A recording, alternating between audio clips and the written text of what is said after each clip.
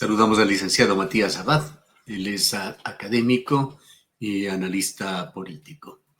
Acaba de realizar un anuncio este fin de semana el gobierno nacional señalando que a partir de ahora toma un nuevo portavoz oficial. Hasta ahora había sido el ministro de Gobierno. Esta ha sido una práctica que la han tenido varios gobiernos en Ecuador. Hoy el gobierno de Noboa convierte a Carolina Jaramillo Garcés, una persona con formación de comunicadora y relaciones públicas, en su nueva portavoz.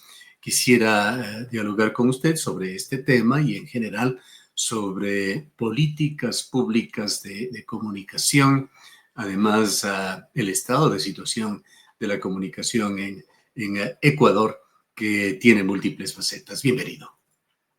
Buenos días, gracias Gustavo por la invitación, un cordial saludo también a todos quienes nos siguen a través de la radio y las redes sociales. Justamente escuché el día de hoy esta primera participación y esta presentación que hubo de Carolina Jaramillo, quien en adelante ocupará el rol de vocera del gobierno.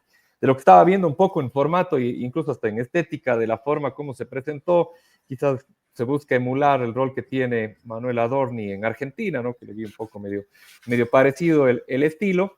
De todos modos, veamos cómo funciona este nuevo, o cómo funciona esta recuperación de este nuevo rol que se tiene dentro de los gobiernos, de tener un vocero permanente que sin duda supongo se encargará los días lunes o cuando las circunstancias se apremien de poder conversar especialmente con la prensa, que creo que ha sido quizás un desafío, un tema pendiente del gobierno con la opinión pública, ¿no? De poder generar espacios de preguntas y respuestas y no únicamente limitarnos a recibir de forma unilateral la información oficial que se tiene del gobierno. En cualquier caso, sin duda estamos considerando que el rol tiene que ser de garantizar que se puedan desarrollar los principios fundamentales del periodismo, ¿no? Que es la búsqueda de la verdad, el rigor de la información y la contribución al debate público como elementos para fortalecer la democracia, especialmente en un escenario que vemos que muchos medios o agencias de publicidad que ocupan este rol de medios finalmente han servido de instrumentos utilitarios de los gobiernos o de la oposición o de partidos políticos para tergiversar la información y únicamente canalizar, en algunos casos incluso, fake news. Ahora, hay que reconocer que hay distancia. Se busca justamente eso, tratar de lograr la verdad con independencia, con responsabilidad, y lo que son las relaciones públicas, que es el de construir o ayudar a construir una imagen de un gobierno, ya sea local o nacional. En un mundo que ha cambiado radicalmente, un mundo en el cual proliferan las noticias falsas, los fake news, que va convirtiéndose en una especialización necesaria para todo periodista. Un mundo en el que hay manipulación de información y desinformación. ¿Cómo debería llevarse adelante ese papel asignado a Carolina Jaramillo? Bueno, sin duda lo que usted señala es una realidad cotidiana muy presente, especialmente en las épocas más cercanas a las campañas electorales, donde vemos que no solo estas agencias de publicidad que se maquillan o se disfrazan de medios que analizan este tipo de información sin rigor y en algunos casos descaradamente falsa, sino que también hay medios de comunicación que sí, en efecto, han comprometido su credibilidad al priorizar intereses económicos o políticos sobre su responsabilidad con la ciudadanía, ¿no? Vemos claramente que la pauta publicitaria ha contaminado líneas editoriales, han transformado a estos medios en extensiones de propaganda más que en garantes de la información independiente. En este sentido, pues, el rol que debería tener la nueva vocera del gobierno es, obviamente, presentar la información oficial disponible para todos y sobre todo abrir el espacio para que los medios independientes y aquellos medios que todavía siguen con esa directriz de pluralismo y de transparencia de la información puedan tener un espacio para recabar datos que a veces quedan inconclusos o a veces quedan sueltos de la información unilateral que hasta el momento ha manejado el gobierno. Así es que, bueno, de todos modos creo que es interesante, es importante este nuevo ejercicio de comunicación que ha abierto el presidente, y veamos cómo se lo va llevando en estos meses, especialmente en su relación con la prensa y los medios de comunicación. Es interesante analizar este tema en el marco de lo que estamos viviendo hoy en el mundo y particularmente en Ecuador. Cierto es que en Ecuador no estamos en los tiempos de la Superintendencia de Comunicación y esa oprobiosa ley de comunicación que aprobó el gobierno de Rafael Correa, pero la desinformación, las noticias falsas están a la orden del día. Hace pocos días, me parece que algo más de una semana, usted escribió un artículo, La fauna política ecuatoriana asume una nueva especie, el analincha, en el cual describía la analincha como sujetos políticos que analizan y militan simultáneamente. ¿Cuáles son, en su criterio, las amenazas al periodismo, a esa difusión y a esa búsqueda permanente de la verdad? ¿De qué maneras se las vive en Ecuador? Sí, bueno, el artículo más hacía referencia a ciertos grupos de analistas políticos que no ocupan el rol o no necesariamente ocupan el rol que les toca, ¿no? Que es básicamente generar una interpretación de la realidad política con sus contextos y coyunturas para básicamente en un lenguaje más sencillo poder ayudar al público a entender las complejidades de la política, ¿no? Más bien vemos que existe un grupo emergente de analistas, analinchas, que más bien lo que hacen es militar mientras analizan y más bien cuando opinan buscan canalizar sus líneas de adoctrinamiento y lógicamente se informan, buscan movilizar, ¿no? Y hablábamos de 3 subespecies en un tono humorístico, pero que de todos modos refleja la realidad que en este momento está viviendo el país respecto a este grupo de interpretadores de la opinión pública, ¿no? Tenemos algunos catedráticos también, tenemos periodistas que, como digo, más que periodistas se han convertido en voceros indirectos de los gobiernos de turno o de la oposición de turno, y también, y creo que es la especie más nueva, ¿no? Que son algunos influencers, ¿no? Gente que ha empezado a ganar una notoriedad, un número de seguidores, una interacción lo suficientemente representativa, que empieza a ser atractivo para los grupos políticos, que a la larga generan una transacción con este tipo con este tipo de influencers, con el propósito de que vayan canalizando discretamente líneas políticas que finalmente benefician a un sector político en particular. Y claro, la ventaja es que tienen un lenguaje mucho más coloquial, tienen una habilidad de entender y sintonizarse con la mayoría, especialmente con jóvenes en algunos casos, y poder de alguna manera moldear la propaganda para que llegue en un sabor muy digerible y que finalmente cumpla con su propósito, que es seguir moldeando la opinión pública para favorecer a su grupo político específico. Ahora, además de distorsionar la verdad, con frecuencia, esos son los propósitos, no deja de tener un impacto en la democracia, en esta debilitada democracia ecuatoriana. La desinformación erosiona la confianza de las personas en las instituciones, genera con frecuencia polarización social y a veces llega hasta la violencia política. Sin duda, y hace algunos meses, Elon Musk, al momento creo que previo o en el lapso que estuvo ingresando al gobierno, hizo unas declaraciones que han sido su motivo de análisis durante todos estos meses, ¿no? Él señalaba a través de su plataforma X que ahora nosotros somos del medio, ¿no? You are the media now, señalando que de alguna manera ya no se necesita intermediarios, no únicamente para llegar a la información, porque ahora cualquiera puede convertirse en periodista, retratando por la inmediatez de poder captar con su teléfono cualquier hecho o evento y finalmente subirlo a las redes, sino que también ya no hay esa necesidad de los medios, entre comillas, de utilizar a los medios, entre comillas, para poder llegar al poder, ¿no? Ahora cualquiera puede directamente escribirle a un presidente de junta parroquial, a un alcalde, a un prefecto,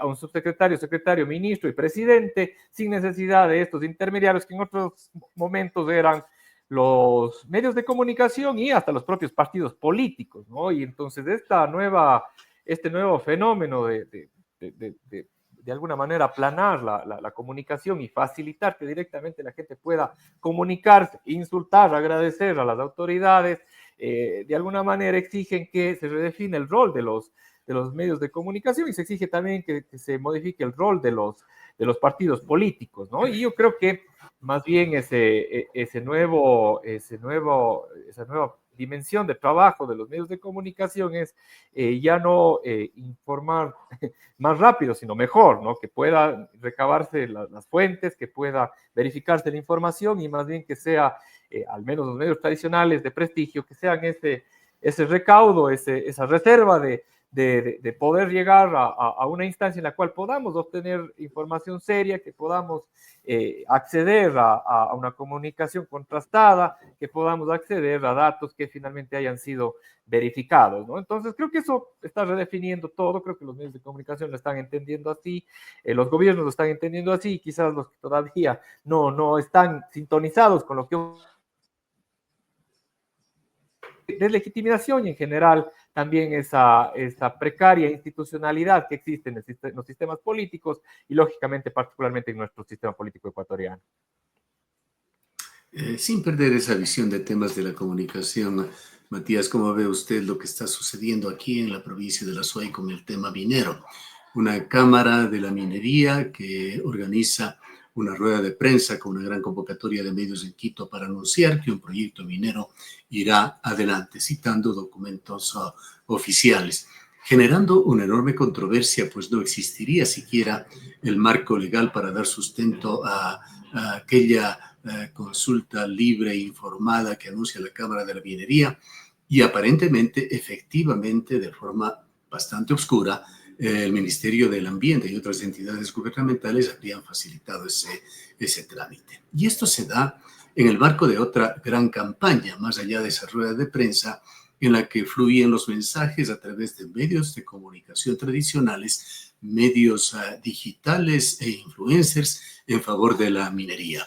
Es claro que las compañías mineras tienen resistencia no solamente en Ecuador, en todo el mundo, por los graves problemas que acarrean, los graves impactos ambientales de estos proyectos, pero han ido perfeccionando estrategias de influencia para garantizar la aprobación de sus proyectos, incluso en contextos de resistencia social, como es el caso de aquí, la provincia de La Suay.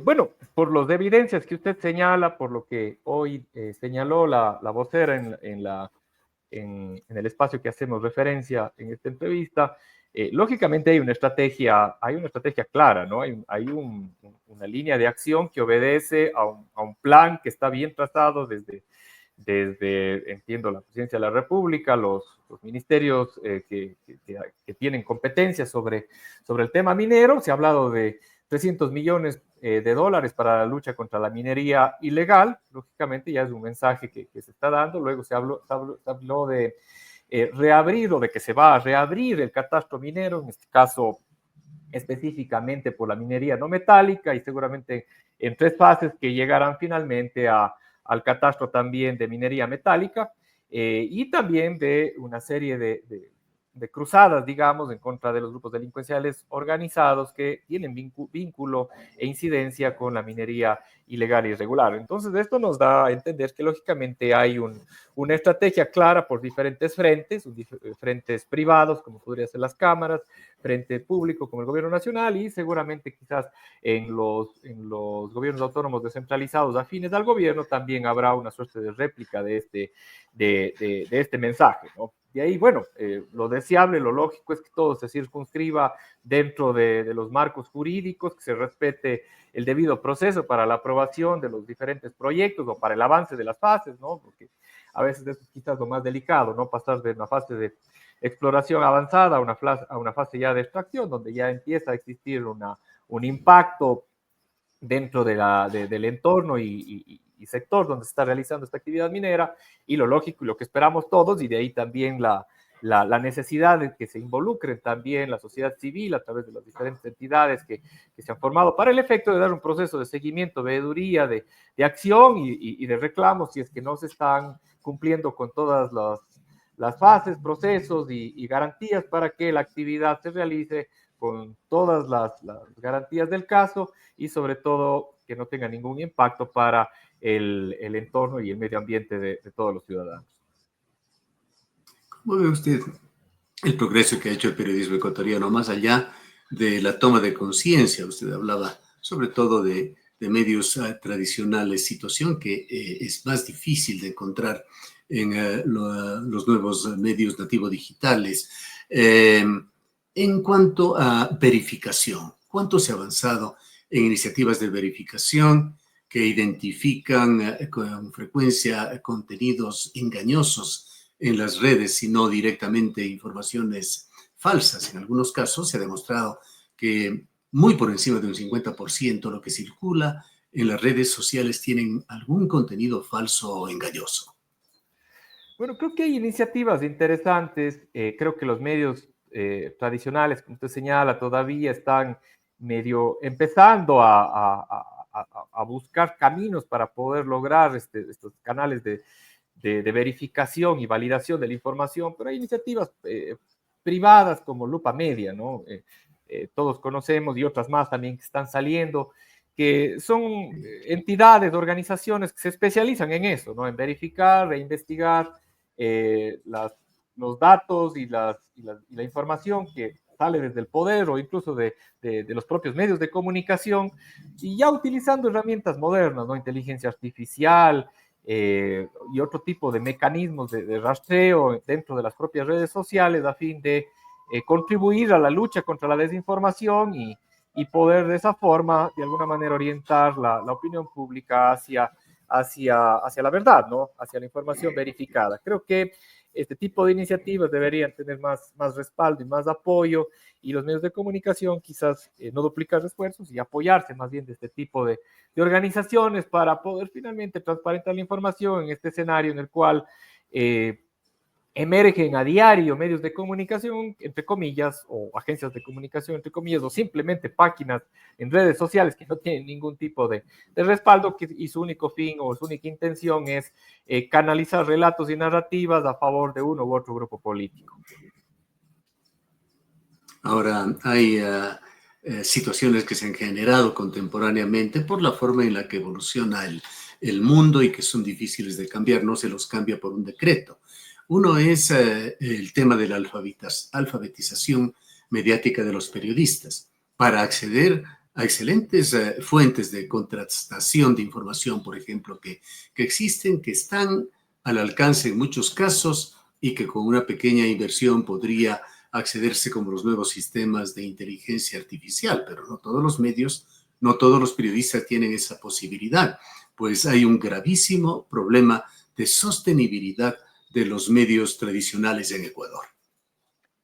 Sin duda, y cada día hay nuevas herramientas, ¿no? Hay software o sistemas para analizar redes, para verificar videos, para fact-checkers que se llaman para poder verificar datos, para visualizar datos, ¿no? Yo creo que ahí más bien los gremios son los llamados a poder diseñar talleres, de espacios, cursos de alfabetización digital, ética periodística, y poder también, incluso también desde la academia, nosotros también en las universidades, bajo la demanda, lógicamente, de los medios, con mucho gusto podemos avanzar en procesos de actualización en medios digitales y algoritmos para entender un poco cómo poder coexistir con toda esta información y sobre todo cómo poder tener con herramientas sencillas la capacidad de verificar datos, información y ofrecer, por supuesto, al ciudadano una información veraz, transparente y lógicamente que aporte para la construcción de la opinión pública y por ende del debate sobre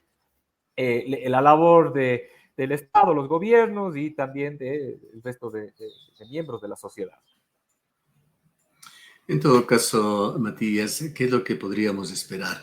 Hablando de la información oficial del gobierno central con Carolina Jaramillo, hay déficit de información, por ejemplo, esto se observa en cuanto a cuáles serán los mecanismos que en materia económica utilice el gobierno. No hay certezas en los sectores productivos y a nivel general, hablando del tema de la seguridad jurídica, aún no se tiene claro si el gobierno realizará o no finalmente una Asamblea Nacional Constituyente y más allá de si lo hace o no, ¿qué es lo que pretende? en cuanto a reformas constitucionales del gobierno? Bueno, en este momento, luego de este lapso de un año y medio de interinazgo, por así decirlo, del presidente de la República, ya no hay espacio para un periodo de aprendizaje, ¿no? Ya ese periodo de aprendizaje se cumplió. Ahora lo que el país espera es resultados, no distracciones, espera una gestión eficaz y ya no montajes y puestas en escena o escenografías. Se busca, se espera, se necesita, se requiere claridad estratégica, ya no únicamente relatos en videos cortos. Y sin duda, la omisión de estos temas cruciales que usted señala en el propio discurso de posesión, como la reforma política, el futuro del plan Félix, plan Fénix, e incluso también hasta el propio rol de la oposición en este nuevo escenario de cooptación de poder por parte del gobierno, lo único que hace es reflejar que hay una tensión no resuelta, ¿no? Que Noboa ejerce el poder, pero no hay todavía una dirección clara que permita ir paliando y mitigando esta escalada de violencia sin precedentes que tenemos en el país, ¿no? Con una tasa de homicidios de 38,8 por cada 100.000 habitantes, que nos ha situado entre los países con más conflicto y más peligrosidad en América Latina. La misma crisis económica también registró el año pasado un decrecimiento de más de 2 puntos del Producto Interno Bruto, ¿no? Que está asimismo liderando en los países que más ha decrecido de la región, y también pues desafíos todavía pendientes en cuanto a pobreza, con un tercio de ecuatorianos viviendo en situación de pobreza y desempleo también, ¿no? Entonces, a más de eso, creo que se necesita claridad incluso en el propio tema estratégico de la crisis energética, ¿no? Se nos dice que ya está de alguna manera solucionado, que ya existen los mecanismos, las fuentes de generación, pero en la práctica vemos que siguen saliendo en el día a día problemas con la contratación con Progen, retrasos, parece que ya empiezan los destiajes también aquí en el sur, entonces esperamos que en estos espacios semanales se pueda ir clarificando la dirección respecto a lo que quiere hacer el gobierno, específicamente sobre economía, sobre seguridad y por supuesto también sobre energía, que son los problemas más complejos que tenemos en el Ecuador. Bueno, cabe esperar que el gobierno efectivamente logre fomentar el crecimiento económico, contrarrestar influencias externas que amenazan a la seguridad, a la estabilidad democrática, pero que no se pierda de la mira que algo fundamental, necesario, impostergable en Ecuador es también fortalecer las instituciones democráticas. Sin duda, ese es el punto de partida, solo fortaleciendo la institucionalidad, el Estado de Derecho, la seguridad jurídica, se puede generar un incentivo para la inversión, y no únicamente hablando de inversión extranjera, ¿no? Que quizás va a tomar mucho más tiempo. La propia inversión nacional, ¿no? Cuando hay condiciones, cuando se mantiene una estabilidad tributaria, normativa, laboral, pues bueno, eso va sin duda a generar un incentivo para que se dé una mayor inversión por parte de las empresas afincadas aquí en el país y por ende una mejora del crecimiento y por ende del trabajo, ¿no? Que es a la larga lo que garantiza el bienestar y calidad de vida de todos los ecuatorianos.